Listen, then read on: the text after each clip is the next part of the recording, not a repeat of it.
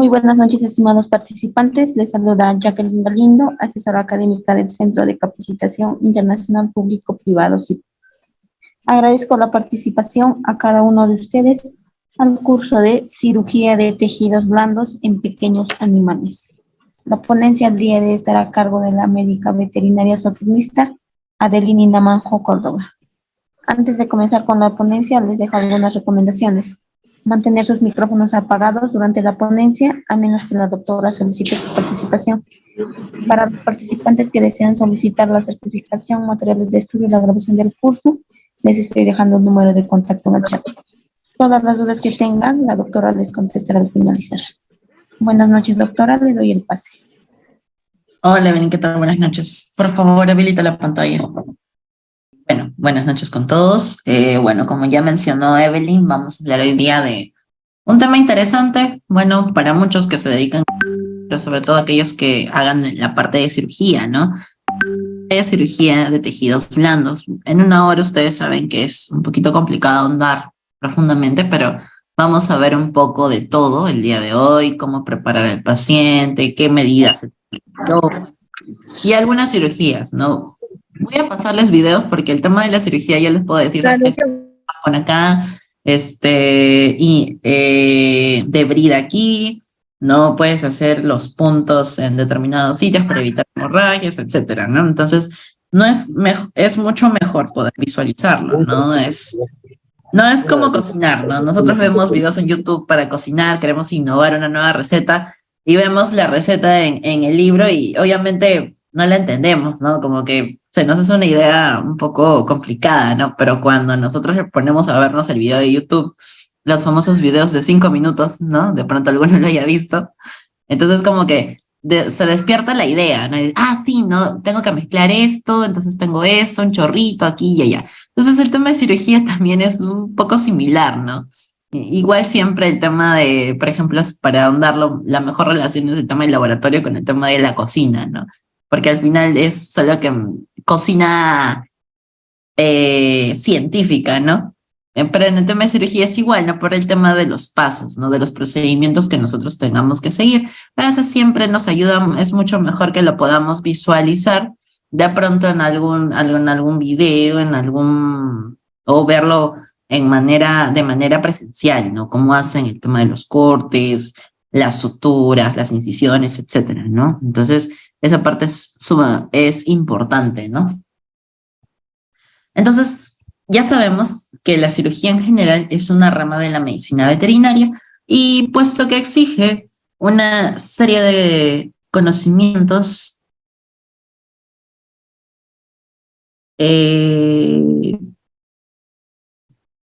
básicos que se deben desarrollar acorde con un criterio general para analizar los riesgos y los requerimientos necesarios para llevar a cabo procedimientos quirúrgicos específicos, ¿no? Nosotros dentro de los procedimientos quirúrgicos, por ejemplo, ¿no? Llega un paciente y ya, pongámonos en el caso, pues, de las famosas OVH, ¿no? Entonces, nosotros llega el paciente, ¿no? Llega el dueño también, el paciente con su propietario, ¿no? Y le nos solicitan, mejor dicho, que quieren hacerle una OVH, ¿no? O quieren esterilizarlo, o quieren castrarlo, ¿no? O sea, hembra o macho. No, ¿nosotros qué haríamos? ¿Qué sería lo primero que haríamos? ¿Alguien quiere comentar algo? En el chat nada más. O si desean, abran su audio. No sé, depende de ustedes.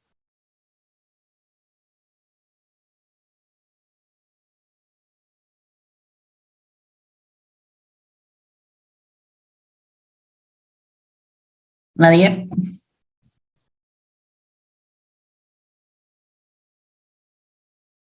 Exacto. Mir, sí. Henry también. Roy también. Mercy. Después el historia. Ajá. Exacto. Obviamente primero vamos a hacer la historia clínica, ¿no? Esta es nuestra clínica veterinaria, ¿no? 5 estrellas. Entonces, obviamente, ahí está la recepcionista y le toma la historia. Lo pesan, obviamente, y luego pasa al consultorio, ¿no? Y estamos nosotros. Y ¿no? Y empezamos a hacerle las preguntas de cajón, ¿no? ¿Cómo está? ¿Qué tiene? ¿No? Y de pronto el dueño aparece pues con la solicitud esta, querer hacer la castración. Nosotros lo que le recomendamos es lo que nos dice Mercy, ¿no? Solicitar un hemograma, o lo que también es conocido como un riesgo quirúrgico en general. Entonces, eso es... un ratito más. Por favorcito, los audios no sean malitos. Gracias.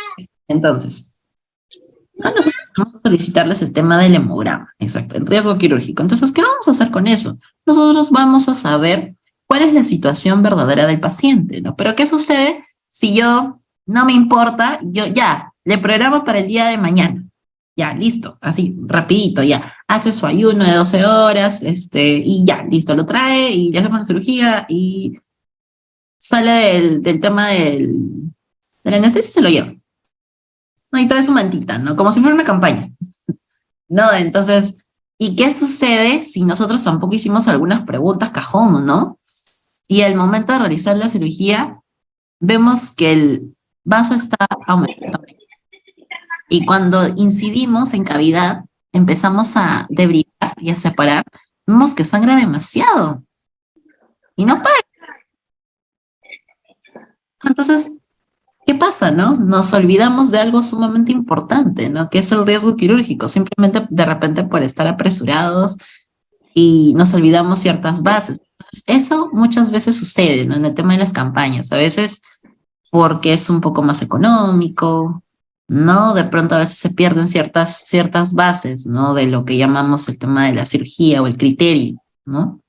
Entonces siempre es importante que nosotros sepamos el estado del paciente, porque nosotros la idea, sobre todo cuando hacen ese tipo de cirugías o OVH, castraciones, es operar pacientes aparentemente sanos, ¿no?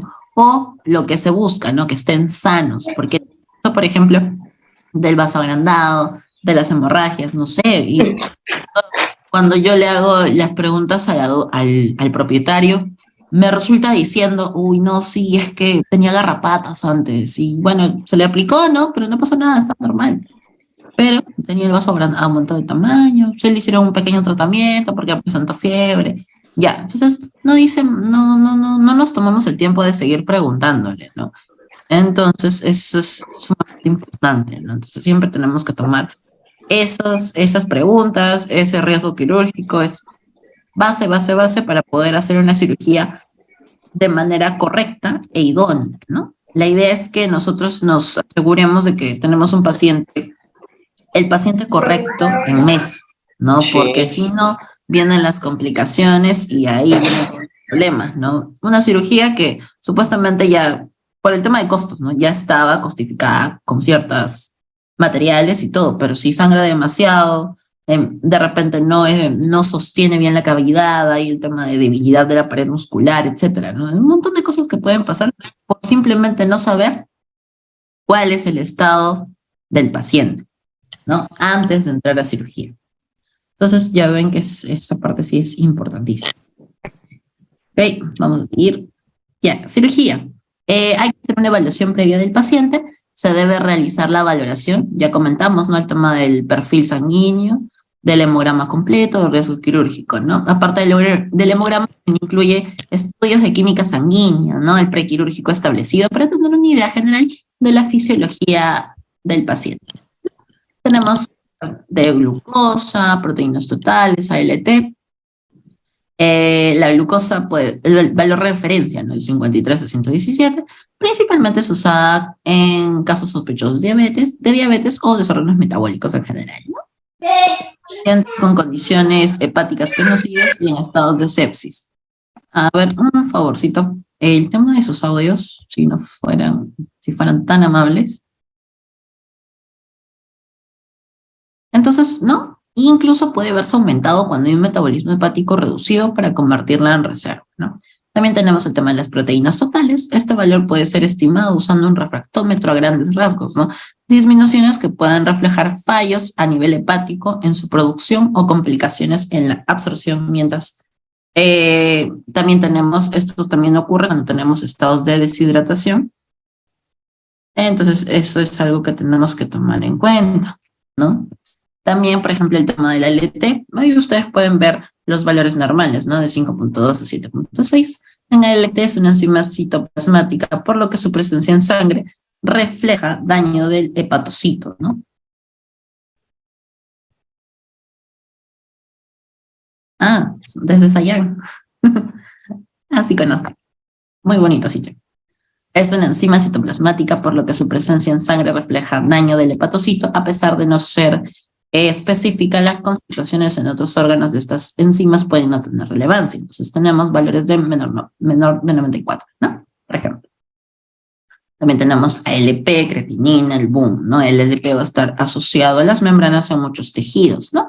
Y puede aumentar de concentración cuando tenemos una enfermedad hepatobiliar, o sobre todo cuando hay un aumento conjunto de sales biliares y también de bilirrubina, ¿no? La creatinina también es excretada a través del riñón, y cuando hay pérdida de función los valores empiezan a aumentar, ¿no? De 0.5 a 1.4 es lo normal, ¿no? Aumentados, entonces ahí tenemos una alteración. El boom es excretado por el riñón. Cuando hay pérdida de la función, los valores empiezan a aumentar también. Las disminuciones son inusuales, pero se pueden dar. ¿Por qué? Porque podemos tener una falla hepática o un shunt portosistémico. ¿No? Entonces, esas son las causas. Ahora bien, ya nosotros analizamos al paciente, supimos cuáles son sus valores normales, entonces se supone que estamos bien, ¿no? Hasta aquí, ¿no? Entonces, ¿qué sí? Tengo que preparar a mi paciente, ya está apto, entonces ya el dueño lo hizo ayunar, vamos a preparar todo lo necesario para poder operar. Entonces existen diferentes métodos de esterilización para los materiales e instrumentales. Entonces vamos a tener algunos, ¿no? Por ejemplo, uno es el método a través de vapor a presión por medio de químico en gas, por inmersión en agentes químicos. También tenemos la opción de radiación, entre otros que permiten la eliminación de agentes patógenos de dichos materiales, ¿no? Y así excluir el riesgo de contaminación de la zona quirúrgica. En el momento de realizar algún procedimiento, considerando además la preparación aséptica del quirófano, donde se realizará el procedimiento también. Entonces, todo tiene que estar limpio y desinfectado, ¿no? Tiene que haber la menor cantidad de contaminación. El equipo para utilizar durante la cirugía, dependiendo de las características que posea, debe ser capaz de esterilizar por el método que se tenga disponible y mantenerse así hasta el momento de ser usado en un envoltorio que permita hacer uso de este, ¿no? Y obviamente esto tiene que ser de la forma más estéril, o incluso usar doble envoltorio, ¿no? Porque tenemos que cubrirlo, envolverlo, ¿no? Y mandarlo a esterilizar. Sobre todo cuando vemos este tema del autoclave, ¿no? En estos, para ser usado en cirugía sin que se comprometa por manipulación. Una vez que hemos esterilizado el material, nosotros tenemos que desenvolverlo, obviamente, pero también tenemos que tener el cuidado suficiente, ¿no? No podemos tocarlo así, porque se supone que ya lo esterilizamos, o sea, se supone que no hay ningún tipo de contaminación microbiana en esos instrumentos y materiales. Por ende, nosotros tenemos el material idóneo para poder realizar una cirugía. ¿Por qué vamos a esterilizar? Porque nosotros vamos a entrar en cavidades dentro del cuerpo de un animal, que se supone, obviamente tiene microorganismos, pero dentro está completamente estéril, entre comillas, ¿no? Entonces, nosotros no podemos introducir un material que esté contaminado, porque si introducimos material contaminado, lo que puede provocar es una sepsis, infecciones en general, ¿no? Entonces, la idea es que nosotros hagamos cirugías de la forma más estéril posible. Entonces, por ejemplo, aquí, ¿no? Tenemos ilustración de equipo de cirugía empacado en doble envoltorio por esterilizar, ¿no? En este caso usan las telas, ¿no? Pero nosotros, no sé qué emplean ustedes cuando hacen la preparación del material quirúrgico. No, el famoso papel craft creo que lo empleamos todos, ¿no? Entonces todo eso va a autoclave, ¿no? Y bueno, de ahí obtenemos el material estéril, ¿no? Aquí, por ejemplo, esto es ilustración del equipo de cirugía empacado listo para ser esterilizado, ¿no? El famoso papel craft, pues hacemos los pequeños envoltorios, los envolvemos muy bien, bien cerradito y esterilizar, ¿no? Algunos lo pueden hacer en seco, u otros utilizan el autoclave, que puede ser como húmedo, ¿no? Aquí, por ejemplo, esta es la ilustración de la preparación del quirófano sobre superficie estéril del campo quirúrgico. En este caso están usando un campo, ¿no? A veces nosotros usamos campos verdes, campos celestes, etcétera, ¿no? De repente el campo es un campo estéril, pero descartable también, ¿no? Utilizamos guantes guantes quirúrgicos estériles, ¿no? También tenemos que utilizar hilos de sutura, dependiendo, obviamente, del tipo de cirugía que vamos a realizar. Y, bueno, todo el material quirúrgico que está preparado, limpio y desinfectado y esterilizado finalmente, ¿no? Entonces, todo eso se prepara y se deja en la mesa, ¿no? De cirugía junto con los campos. Aquí tenemos, por ejemplo, esto es una mesa donde se ha preparado con equipo de cirugía cubierto para evitar contaminación. Obviamente, nosotros ya colocamos todo en la mesa, entonces la idea es que luego de colocarlo en la mesa de manera muy ordenada, porque nosotros tenemos que imaginarnos que ya vamos a hacer la cirugía, ¿no? Entonces todo tiene que ser colocado de la forma correcta, que nos dé comodidad para nosotros desenvolvernos en el proceso, ¿no? Entonces colocamos adecuadamente todo en su lugar, lo tapamos para evitar que haya una contaminación. Obviamente el ambiente está con la menor contaminación, pero tenemos que prevenir cualquier factor posible, ¿no? Entonces luego de eso, ya preparamos todo. Ahora nos vamos a hacer el lavado de manos. Es otro paso muy importante, ¿no? Que debe ser llevado a cabo previo a cada cirugía. ¿Por qué? Porque nosotros tenemos que disminuir la contaminación de las manos. Disminución de infecciones en el sitio de cirugía por el uso de guantes es evidente y suma el lavado de manos a esto, ¿no? Un adecuado lavado de manos nos va a asegurar que se disminuye la posibilidad de infecciones en los sitios de cirugía. El riesgo de infección disminuye en caso de que se rompiera. Claro, por ejemplo, yo me lavé adecuadamente las manos, me hice una buena desinfección, me coloqué mis guantes, obviamente, pero ¿qué pasa si se rompen en el proceso de cirugía? Como la literatura menciona, la posibilidad de infección se reduce. ¿Por qué? Porque las manos están limpias. No es como que estoy operando con las manos sucias y me pongo los guantes solamente por protección. Por eso es importantísimo que siempre haya un adecuado lavado de manos previo a la cirugía, previo a cada cirugía. En la preparación del paciente, las condiciones primordiales descritas se basan en la restricción alimentaria 1, asegurar la micción y defecación del paciente previo a la cirugía y la depilación y limpieza del área quirúrgica.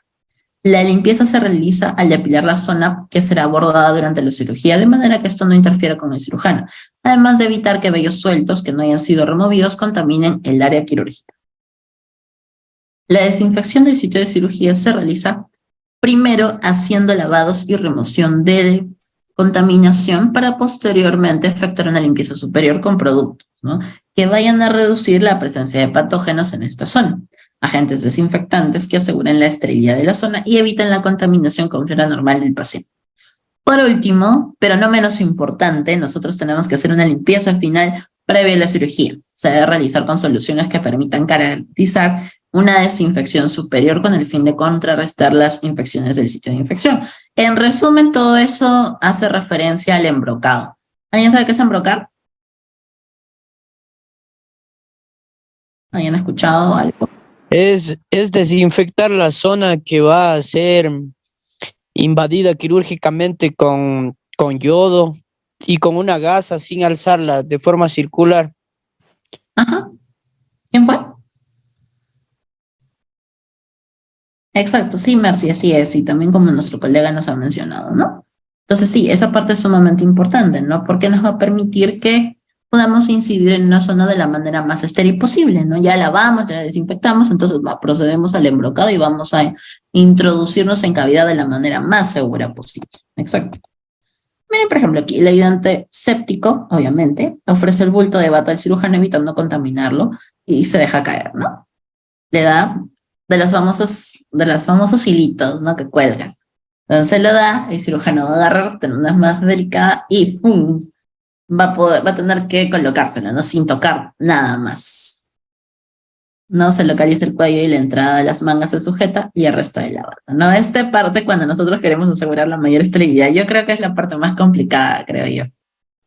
Si es que seguimos los protocolos, ¿no? Pero en realidad, cuando ya tienes costumbre y todo ello, ya estás como que pan de cada día y súper rápido y ya no me preocupo, me lavo bien, me coloco y todo, ¿no? Entonces ya la costumbre hace la práctica, ¿no? Por ejemplo, aquí ya se lo colocó y ya tiene todos toda la protección, ¿no? Para asegurar que hay una adecuada cirugía y esterilidad, ¿no? Anuda.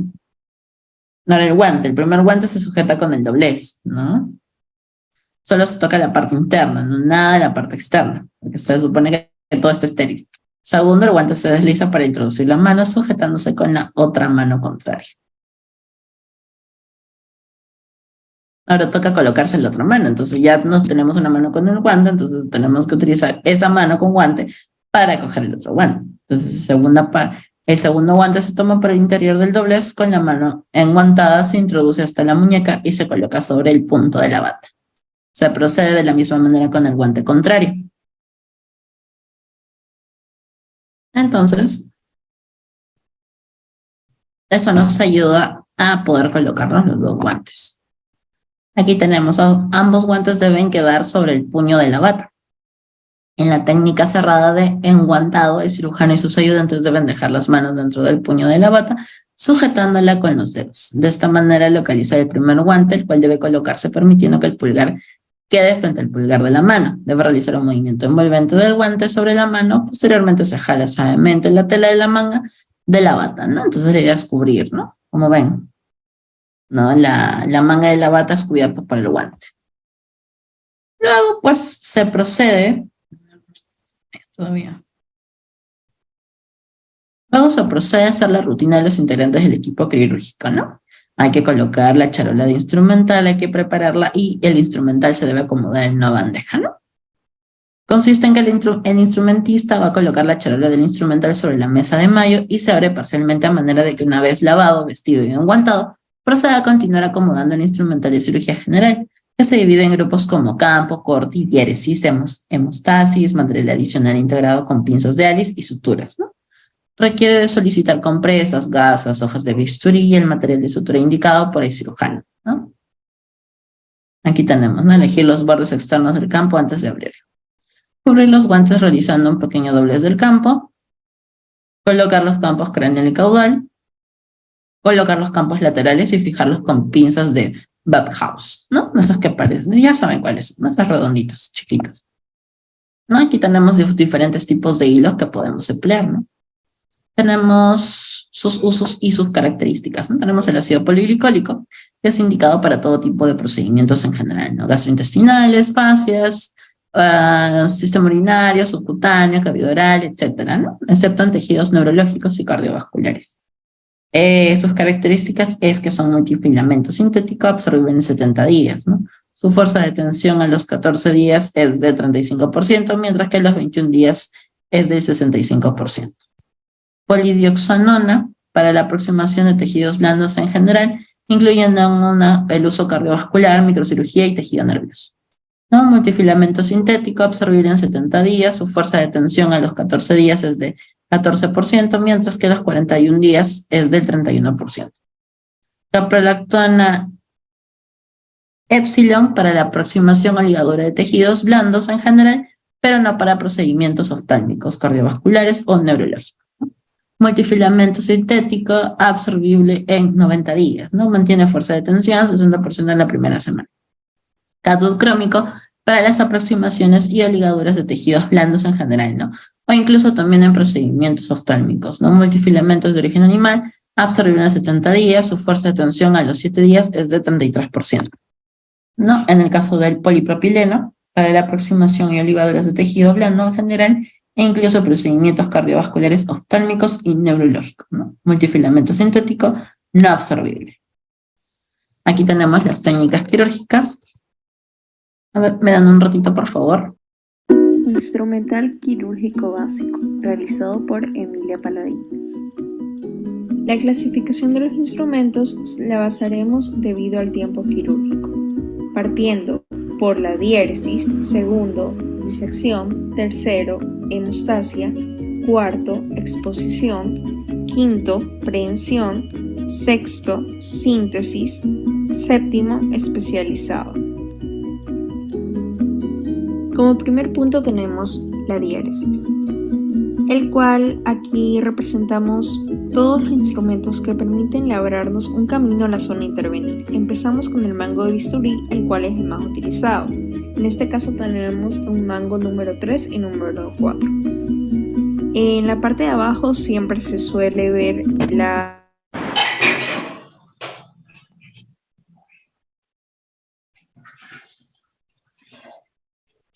numeración y en la parte de arriba colocamos la hoja del bisturí para proceder a la incisión.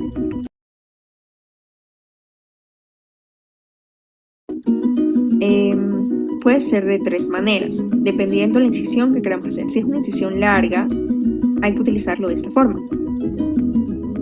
En caso de querer drenar abscesos o apuntar dedos accesorios, debemos utilizarla de esta manera, el cual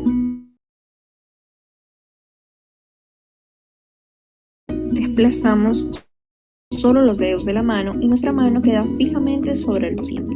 Esto se realiza para incisiones muy cortas. De esta manera, para realizar una presión mucho mayor. Esta se utiliza en animales mayores, por lo general. También tenemos la tijera de mayo recta, la cual se observa que la punta es totalmente recta y esta se utiliza para cortar materiales de suturas o tejidos mucho más densos. También tenemos la tijera de mayo curva, la cual se utiliza para cortar tejidos blandos y, en comparación de las rectas, podemos ver sus curvas notoriamente diferentes. Seguimos con los instrumentos de disección. Aquí encontramos instrumentos que nos ayudan para la separación, atracción o aspiración. Nos ayudan a separar los tejidos pero sin cortarlos. Primero empezamos con la pinza de disección con dientes, o más conocida como pinzas de dientes de ratón. Se utiliza para suturar piel, ya que puede llegar a lesionar el tejido. Aquí tenemos la pinza de disección sin dientes, la cual la utilizamos para tejidos blandos. Y por este lado también tenemos el separador manual, el cual nos amplía el campo quirúrgico. Como cuarto punto tenemos las pinzas hemostáticas. Aquí podemos ver la pinza de Kelly recta. Esta posee dientes que llegan a la mitad del mismo, diferenciándolos de las otras. Y por este otro lado, la pinza de Kelly curva. Se utiliza para vasos de mediano calibre y también posee dientes que parten de la mitad. Como cuarto tiempo tenemos la exposición, en la cual podemos encontrar un separador manual, el cual nos ayuda a ampliar el campo quirúrgico. Como quinto tiempo tenemos la prensión, en la cual encontramos la pinza de Backhouse o la pinza de campo, la cual nos ayuda a fijar nuestro campo en el momento de la cirugía. Y como sexto punto tenemos la síntesis o sutura. El elemento más representativo es el portaagujas. La forma para tomarlo es colocando el primer y cuarto dedo en los anillos y el segundo dedo de apoyo. Posee ciertas características en el bocado que nos permite adecuarlo con la aguja curva. Como séptimo punto encontramos el especializado, el cual se basa en el tipo de cirugía en que se vaya a realizar. Y bueno, esto fue todo en cuanto a la instrumentación quirúrgica básica. Lectorio es una plataforma genial construida para estudiantes de medicina alrededor del mundo. Es uno de los recursos más completos que he encontrado y que me ha ahorrado muchísimo tiempo de estudio. Lo he estado usando para prepararme para el Step 1 del USMLE y también para repasar algunos temas de medicina clínica antes de empezar mi internado aquí en... Hola, ¿qué tal? ¿Cómo están? ¿Cómo va ese estudio? Bienvenidos nuevamente a Mentes Médicas. Mi nombre es Juliana Parisi y Bueno, entonces como pudieron ver un poco del instrumental que se utiliza, no, eso es un instrumental general, ¿no? La idea es que en general qué podemos utilizar, qué no, cuáles son los más básicos que hay y que se utiliza de manera general, ¿no? Ya cuando son cirugías mucho más específicas, de repente del tipo neurológico, cardíaco, entonces es un poquito más, ¿no? Y también tema de cirugía de traumatología, ¿no? También es un poco más complicado, hay otro tipo de instrumentos mucho más especiales, ¿no? Pero cuando hacemos la cirugía diaria que nosotros manejamos, ¿no? Son las pinzas básicas, las pinzas de campo, las hemostáticas, ¿no? Entonces que nos van a ayudar a poder controlar las tijeras curvas, ¿no? La pinza de mosquito, ¿no? Para hacer el tema de las suturas, etcétera, lo básico, ¿no? Ahora bien, tenemos la técnica quirúrgica. El pelo, por ejemplo, ya aquí vamos a preparar al paciente, ¿no? Lo primero que vamos a hacer es que el pelo de la zona ventral es rasurado desde el esternón hasta la zona perineal, ventral, ¿no? Enseguida se realiza el lavado y el embrocado de la región, obviamente, donde vamos a hacer la cirugía. Figura 1, rasurado zona ventral del abdomen. Figura 2, terminamos el rasurado. En la 3 vamos a hacer el lavado con agua y jabón. No, algunos usan agua y jabón, ¿no? Pero lo usual es usar agua y clorexidina. La clorexidina diluida o solamente clorexidina pura, ¿no? Y con una gasa húmeda, y se procede a hacer con suero. Se procede a hacer el lavado de la zona, ¿no? Y por último, luego de hacer el lavado, se procede a hacer el embrocado con yodo. Toda la zona. Luego vamos a hacer el tema de la premedicación, la inducción y el mantenimiento. Son etapas de la anestesia aplicada a la cirugía, siendo las últimas 2 etapas todo el proceso quirúrgico que se lleva a cabo, ¿no? Entonces vamos a pasar a ese.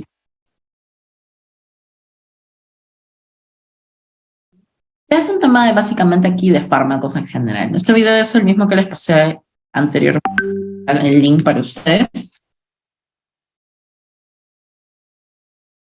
Entonces vamos a seguir, ¿no? Entonces, bueno, por ejemplo aquí, ¿no?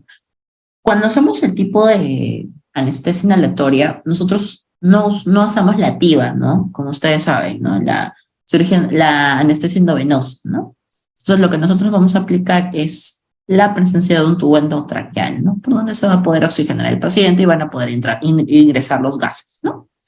Anestésicos. Entonces vamos a ver que en especies, tanto en perros como en gatos, ese tubo endotraqueal va a ir en función del peso del paciente, ¿no?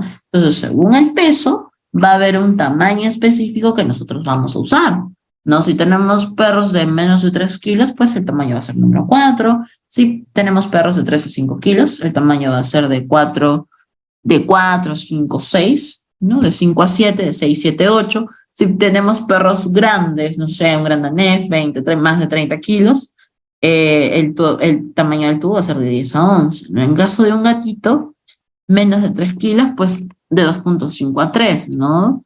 De 3 a 4 es de 3 a 3.5 y mayor de 4 kilos, pues será el tamaño número 4. ¿No? Hay que también clasificar el estado físico del paciente según la Sociedad Americana de Anestesiología y nacen las famosas ASAs, ¿no? Tenemos ASA 1, ASA 2, ASA 3, ASA 4, ASA 5, ¿no? En ASA 1 nosotros es el ideal, ¿no? Yo opero un animal sano, entonces no tiene ningún problema y voy a poder realizar una cirugía tranquila, ¿no? En ASA 2, pues el animal tiene alguna enfermedad sistémica leve, de pronto, no sé, tiene una ligera febrícula, ¿no? Entonces, bueno, no pasa nada, no es algo tan importante, de repente solamente una pequeña fiebre por un tema, no sé, a veces también se estresan, ¿no? O algún tema, no sé, se cayó o algo, tiene un proceso inflamatorio, ¿no? Entonces, de repente un proceso inflamatorio, ¿no? Una fiebre sí ya es un tema en perros, pues ya es signo de sepsis, ¿no? Pero puede ser que tenga un pequeño golpe, un traumatismo, ¿no? Algo súper leve. Entonces, es un ASA 2, seguiría siendo ASA 1, pero podremos llamarlo como ASA 2, ¿no? Algo súper leve, no una enfermedad sistémica leve, traumatismo pequeño. En ASA 3 vamos a tener un animal con una enfermedad sistémica de moderada a grave, ¿no?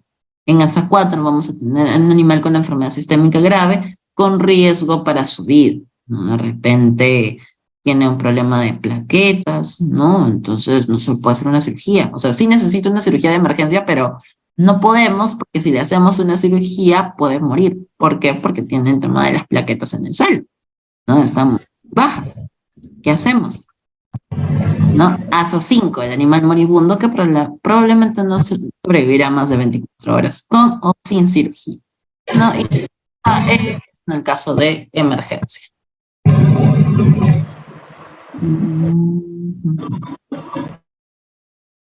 Ahora bien, vamos a tener los valores de CAM, ¿no? La concentración mínima de oxígeno.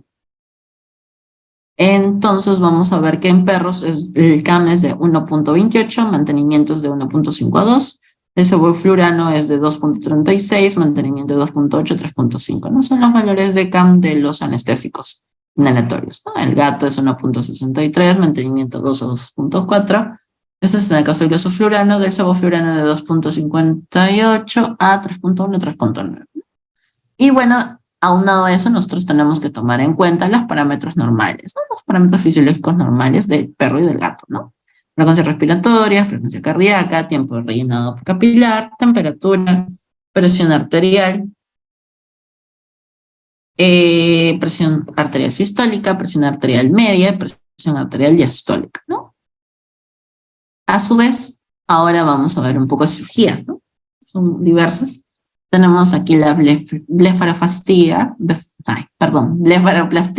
de Hall-Celsus, ¿no? Es la técnica de elección en casos de entropión congénito y consiste en la recepción de una semiluna de piel en la parte invertida del párpado que toma su posición normal al suturar el defecto creado, ¿no?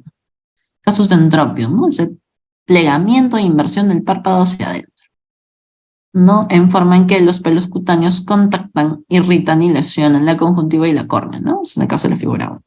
Y se puede producir por un excesivo desarrollo de la piel palpebral, hundimiento del globo ocular, aumento del peso del párpado, excesiva laxitud cutánea y mal desarrollo de la fisura palpebral, ¿no? Entonces, vamos a hacer este tipo de cirugía en estos casos, ¿no? Blefaroplastia de Hall-Celsus. Los signos que se pueden observar es el paciente se frota la cara, epífora, blefaroespasmo, enoftalmia, lesión corneal y edema, vascularización y melanosis corneal en casos crónicos. El entropión congénito produce dolor ocular, blefaroespasmo y hipersecreción lagrimal, blefaritis y lesiones corneales. Por ejemplo, aquí, ¿no? En la flecha azul, lesiones corneales. Y en la flecha blanca vemos que hay una hipersecreción lagrimal en toda la zona. Aquí lo que vamos a hacer primero para solucionar este tema es, tras la instilación de un colirio anestésico para eliminar el blefaroespasmo, se evalúa la cantidad de piel que se introduce hacia el ojo y la zona palpebral más afectada, ¿no? Para la resolución del entropión congénito, la técnica quirúrgica de elección es la blefaroplastia de Hall-Celsus, ¿no? Modificada. Figura 2.6 se basa en la resección en forma de barquilla de la zona palpebral alterada para que el borde palpebral quede correctamente colocado en su posición anatómica. Tenemos la que es la blefaroplastia de Hall-Celsus modificada, se elimina la zona de la piel que produce el entropio. La primera incisión se realiza aproximadamente de 1 a 2 milímetros del borde palpebral y la segunda se separa de la anterior, la distancia determinada en el preoperatorio para eliminar el exceso de piel y permitir el correcto posicionamiento del borde palpebral. Okay. Aquí el párpado está muy vascularizado, por eso la cirugía es bastante hemorrágica y la inflamación postquirúrgica es muy frecuente. Es una intervención que cursa con hemorragia porque los párpados están muy vascularizados, ¿no? En este caso el sangrado se controla mediante compresión con una toronda de gasa. La sutura palpebral se realiza con puntos simples de material multifilamento fino, CA5 de 0, ¿no? Tomando como precaución dejar nudos alejados del borde palpebral para evitar que los cabos puedan lesionar el ojo, ¿no? Aquí podemos ver esto, ¿no? Cuando se realizan los puntos simples, los nudos deben quedar alejados del ojo, como acá, ¿no? Y los cabos deben dejarse largos, como ven aquí, para que sean flexibles y no lesionen la córnea en caso de contacto. Entonces son los tips que uno debe tomar en cuenta, ¿no? Okay, aquí tenemos el caso clínico. Esta es la blefaroplastia de Hall-Celsus con láser de CO2, ¿no? Se remite a la consulta de oftalmología un gato común de 1 año de edad que presenta en el ojo izquierdo signos de color ocular, ¿no? Si tienen su... A ver, vamos a ver el video, ¿ya? Tienen su QR para que lo puedan escanear. O si no, ahí les mando el video. Pero es un video interesante sobre el tema de la cirugía.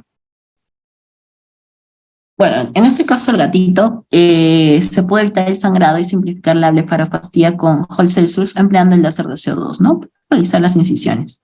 Se protegió la superficie ocular con una lámina de algodón empapada en suero fisiológico. Se marca el vértice inferior de la segunda incisión para tener la referencia de su extensión, ¿no? Que es en la figura 1, que es aquí. Y se mantiene la tensión cutánea del párpado con una espátula palpebral recubierta con una gasa, ¿no? Que esta tiene que estar obviamente humedecida con suero fisiológico para absorber la energía del láser de CO2, ¿no? En caso de impacto, ¿no? Se realiza la primera incisión a una distancia de 1 a 2 milímetros del borde palpebral, ¿no? Aquí vemos que la córnea se protege con una lámina de algodón empapado con suero, se marca en la zona inferior de la segunda línea de sección para delimitar la zona cutánea que se va a resecar. Por aquí. No, aquí termina. Se realiza la primera incisión cutánea aproximadamente a 1.5 milímetros del borde palpebral, ¿no? Manteniendo la piel tensa con una espátula rodeada con una gasa humedecida. Y aquí, y luego vamos a hacer la segunda incisión en los extremos de la primera con la marca que se hizo inicialmente para delimitar la extensión de la recesión. Y luego pues hacen un retiro de esta zona y se procede a sutura. Aquí tenemos la ovariostrectomía. Me imagino que muchos están interesados en ello. Entonces, obviamente la esterilización u ovariostrectomía se define como la extirpación quirúrgica completa del útero y los ovarios, ¿no? Esta intervención en los animales de compañía es una cirugía demandada con relativa frecuencia por los propietarios, ¿no? Principalmente con el fin de controlar la población y eliminar el comportamiento sexual asociado al estro. Además, existen otras muchas indicaciones como son prevenir y tratar patologías que afectan al útero y a las glándulas mamarias, como por ejemplo piometra, metritis, neoplasias uterinas y mamarias, ¿no? Torsión uterina, prolapso uterino, ¿no? Parece ser que la esterilización a edades tempranas, antes del primer celo, disminuye la aparición de tumores. Eso ya sabemos, ¿no? Que antes, la idea es esterilizar antes del primer celo porque se van reduciendo los porcentajes de aparición de tumores mamarios, ¿no? Antes del primer celo, el porcentaje casi es del 98%, pasando el primer celo va reduciendo un 80%, del segundo va pasando al 60%, del 50%, 40%, 30%, ¿no? Entonces hay mucho más riesgo cuando se deja pasar mayor cantidad de celos. No es la idea, ¿no? En ocasiones, además, esta cirugía está indicada para ayudar a controlar enfermedades sistémicas, por ejemplo, el tema de la diabetes o alteraciones de comportamiento, ¿no? La extirpación del aparato reproductor femenino es posiblemente la intervención quirúrgica realizada con mayor frecuencia, ¿no? En las clínicas veterinarias, ¿no? Tenemos aquí perforación uterina iatrogénica secundaria por una inseminación artificial, por ejemplo, ¿no? En la inseminación, y ustedes saben que cuando se realiza la inseminación en caninas, pues en hembras caninas a veces es un poco complicado, ¿no? Porque no vemos y la idea es que la pipeta avanza derecho, ¿no? Entonces a veces puede ser de que no se colocó de manera muy suave, ¿no? No se colocó suavemente, entonces pues penetró la pared muscular, ¿no?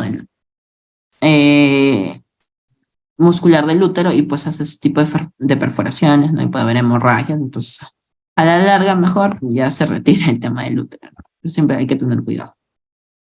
La dificultad de la cirugía radica en la esterilización de los ovarios y ligaduras de los pedículos ováricos, ¿no? Ya sé que se encuentran profundos y este hándicap se incrementa con el estado de engrasamiento de la paciente, ¿no? Llegando a ser una intervención realmente tediosa en pacientes obesas de gran tamaño, con plaquín, ¿no?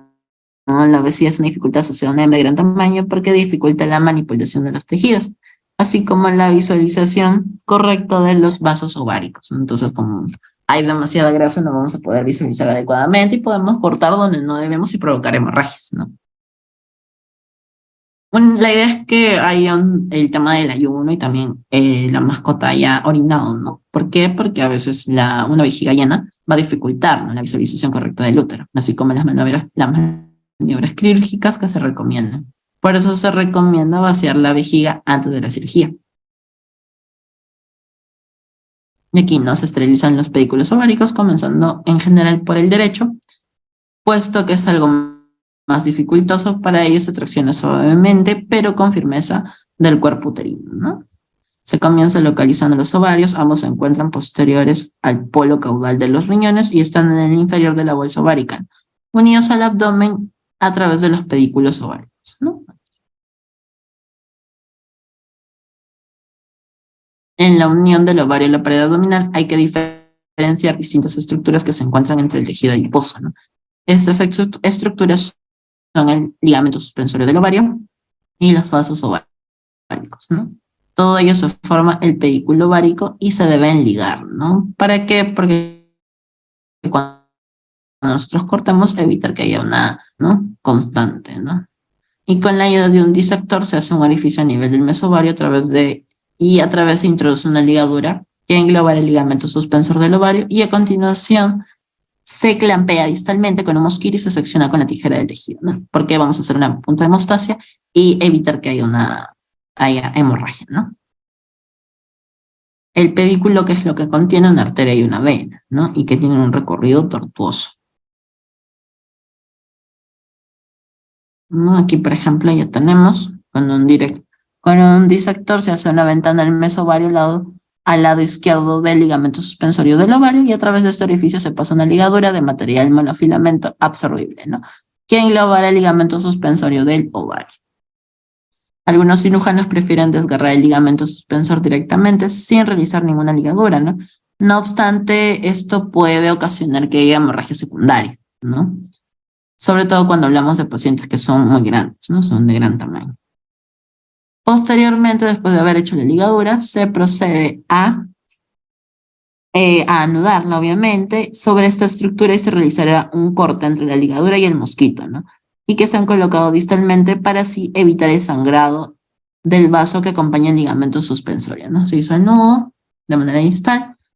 Luego aquí, bueno, ¿no?, se realizó el pasaje de la ligadura, ¿no? Aquí se realizó el nudo, luego se colocó la ligadura y se procedió a hacer el corte, ¿no? Finalmente, se procedió a hacer la retracción ventral del nervio vago y una disección del CAP, ¿no? Y donde se pasan las dos ligaduras del material, no, los hilos se deben visualizar correctamente sin que se crucen por la parte derecha, ¿no? Las ligaduras deben ser independientes y estar lo más separadas posibles. Como aquí, ¿no?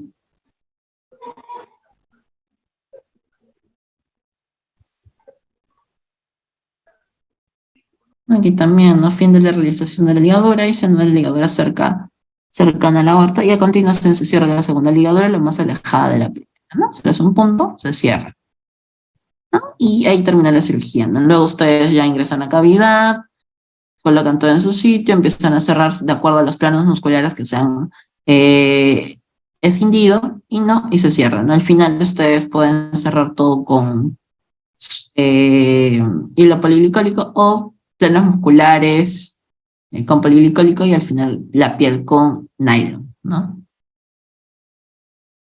En el caso del posoperatorio, ¿qué se debe hacer? Una vez finalizada la cirugía, comienza el posoperatorio, ¿no? Durante ese periodo el animal debe estar controlado, ya que gran parte de la mortalidad anestésica se produce durante esa etapa. No, la idea es que siempre al dueño luego de una cirugía se le recomiende que traiga una colcha y, bueno, a veces se le solicita, ¿no?, que traigan bolsas de agua caliente, ¿no?, para recuperar la temperatura del paciente, porque obviamente después de cirugía salen hipotensos. Es un periodo en el que el auxiliar veterinario es fundamental, ¿no? Se debe mantener al paciente confortable, es un ambiente tranquilo, caliente y con el mínimo dolor. El dolor se traduce en estrés y ansiedad, ¿no? Comportamientos agresivos, aumento del catabolismo, retraso de la cicatrización, retraso en el consumo de agua y comida y supresión del sistema inmunitario. Por lo tanto, un animal sin dolor se recuperará antes y mejor, ¿no? Para valorar el dolor hay distintas tablas adecuadas para las diferentes especies.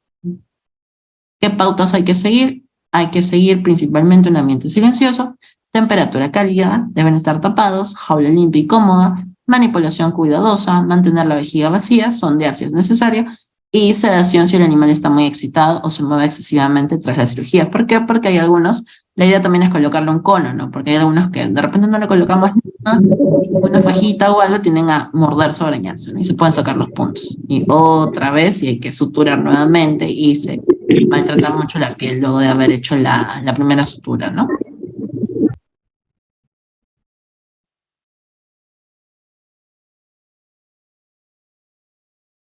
Bueno, eso sería todo lo que les puedo comentar el día de hoy. No sé si tengan alguna duda, alguna pregunta. Hemos tratado de abarcar de manera muy general todo, pero espero que haya habido un vistazo interesante de alguna cirugía, ¿no?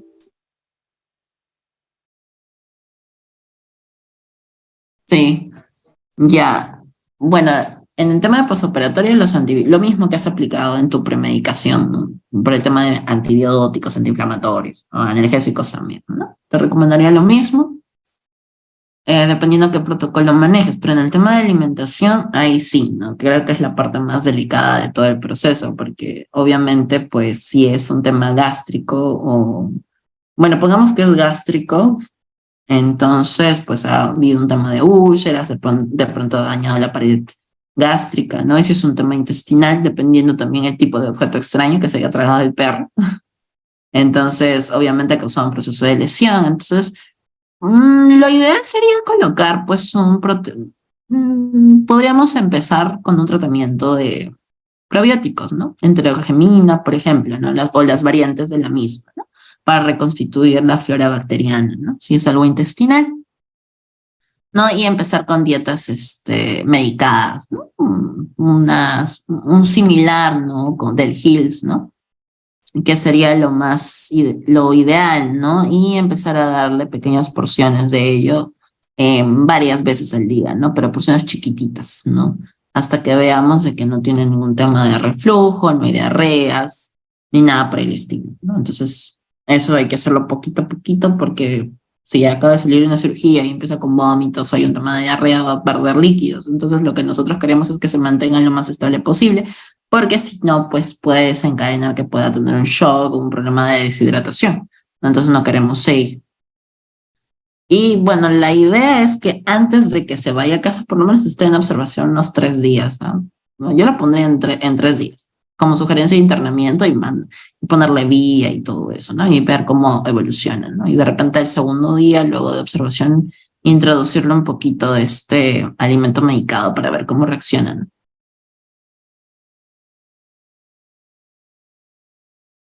No, a ti, Mili, a ti. No sé si tengan otra pregunta. El tema de los remanentes. Bueno, sí, hay que hacer una adecuada identificación, ¿no? Y si está muy adherido, hay que por lo menos, o sea, intentar retirar todo, pero primero hay que identificar los vasos sanguíneos, ¿no? Y el tema de las adherencias, identificarlas bien y que no haya un tema de irrigación de la zona. Entonces, identificando todo eso, haciendo nuestros puntos hemostáticos, entonces ahí ya hay que verificar, ¿no? Y si de pronto te quedan dudas, puedes hacer un seguimiento ecográfico, ¿no? En el proceso, ¿no? Pero la idea es asegurarnos en el proceso de la cirugía, por eso es que te digo, ¿no? Identificar bien dónde están esas adherencias, si están irrigadas, y si no hay, si están irrigadas, pues hacemos los puntos, ¿no? Hemostáticos y de ahí procedemos a hacer la debridación, ¿no? Con cuidado y ya más nada, ¿no?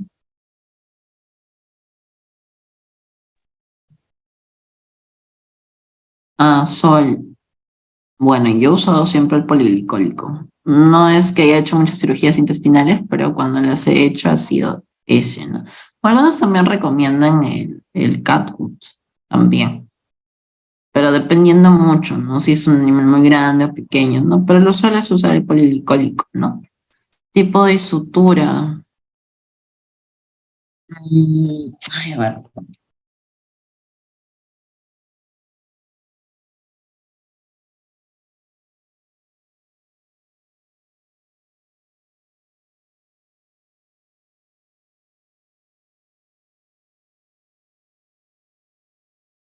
Esta sutura es para posición, ¿no?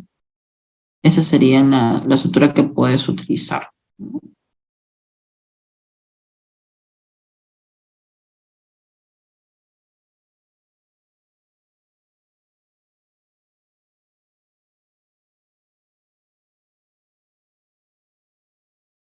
A ver,